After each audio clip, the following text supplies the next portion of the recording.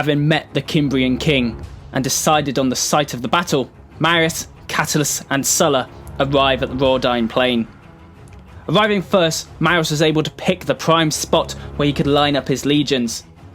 Marius lined up Catullus's legions in the centre, with the afternoon sun shining behind them.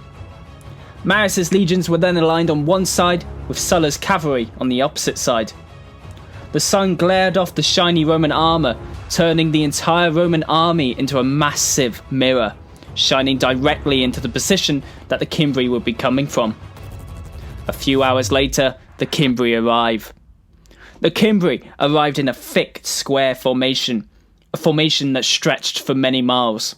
The powerful Germanic cavalry marched out in front, forming the Cimbrian vanguard.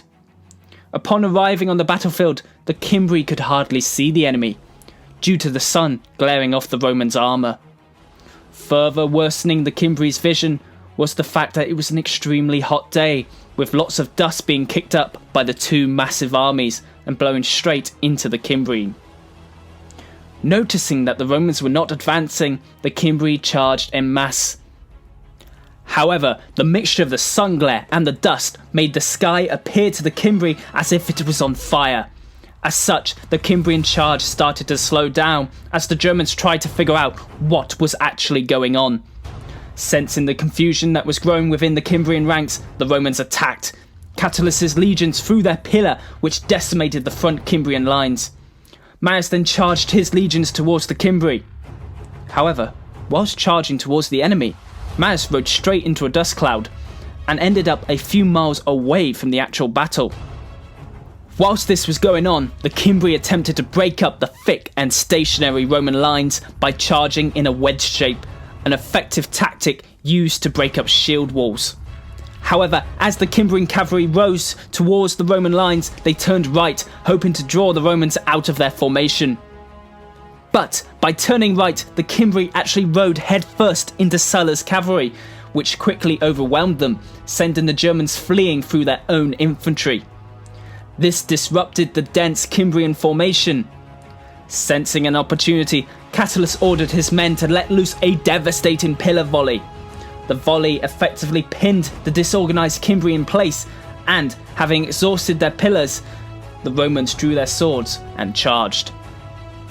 As the centre engaged the Cimbrian lines, the flanks, under the commander Sulla, began to turn inwards, hemming the Cimbri in. Realising that they were becoming trapped, the Cimbri attempted to flee backwards. However, before the battle, the Cimbri had arrayed their wagons behind the lines so that their families could watch their victory over the Romans. This essentially trapped them on the battlefield with the Romans behind them.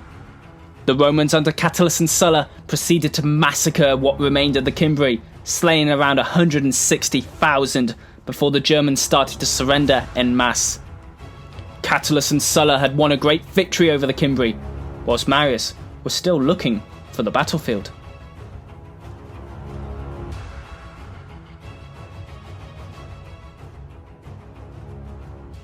Thanks for watching and listening to our video. If you like the channel, consider subscribing to Ancient History Guy. Or, if you really like the channel, head on over to our Patreon feed. There, for as little as $1 a month, you can gain access to exclusive documentaries, behind-the-scenes footage, and videos before they're live on YouTube. All sources are listed and linked in the description below. Be sure to like, comment and subscribe. I've been the Ancient History Guy, and as always, I'll be seeing you later.